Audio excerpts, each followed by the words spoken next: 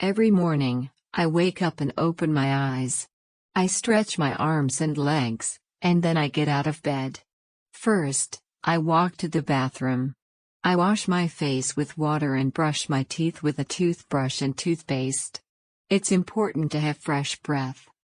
After that, I like to take a warm shower to wake me up and feel clean.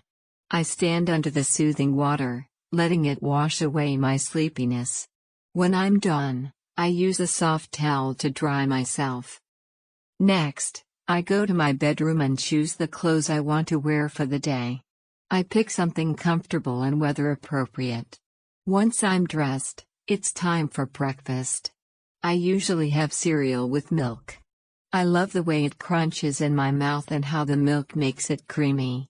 It's my favorite breakfast. With my tummy full, I put on my shoes and grab my backpack. I'm ready for the day.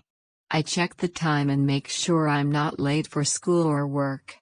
That's my morning routine, and it helps me start the day feeling fresh and energized.